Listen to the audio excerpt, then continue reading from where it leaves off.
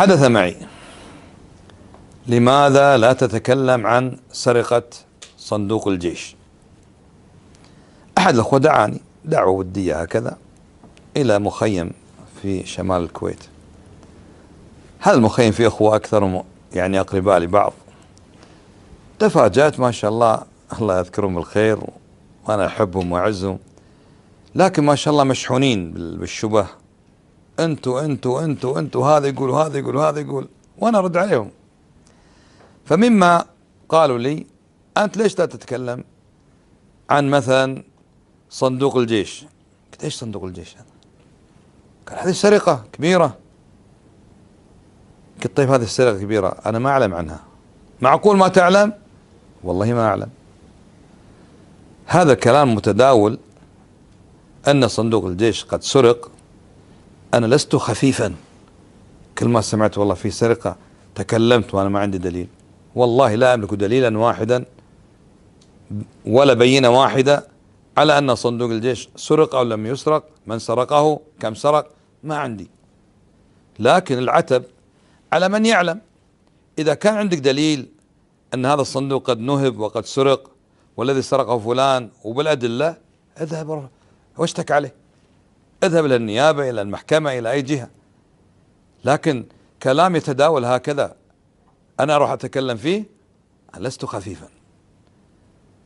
أما تلزمني كل ما صار كلام في وسائل التواصل فلان سرق ولا فلان فعل أنا أتكلم؟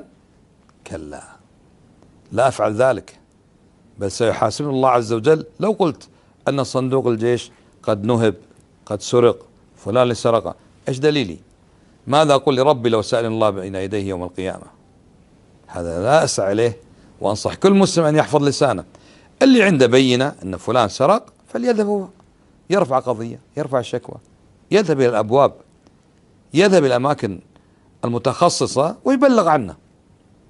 أما كل ما يصير كلام نثيره هذا خطأ، لا أقبله على نفسي، وأنصح كل واحد أن لا يفعل ذلك.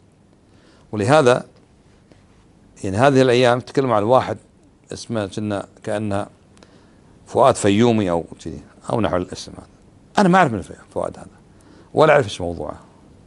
ففي واحد من يسجل نفسه مقاطع متكلم فيه عدة مرات، ما ردت عليه ولا مرة، يخطئ علي ولا مرة ردت عليه.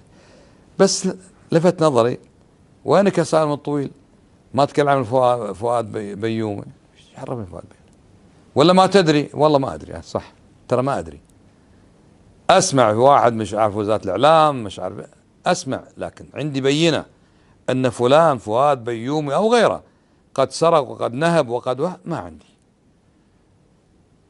ولست خفيفا، أعيد وأكرر، حتى كلما ظهر اسم شخص تكلمت مع الناس كما يتكلمون وأخوض مع الخاضين. كلا، أنت تنتقدني وين سالم الطويل؟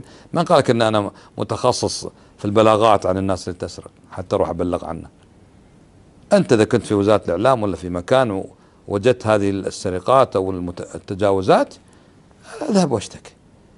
أنا أدرس العلم، كتاب والسنة، تفسير، حديث، عقيدة، توحيد، أنصح الناس، أوعظهم، إمام وخطيب. لاني كلما ظهر اسم واحد في وسائل التواصل أنه صار أكرر الكلام وأنكر. هذا الخفة ما أمارسها، بل وأنصح بعدم ممارستها. والله المستعان.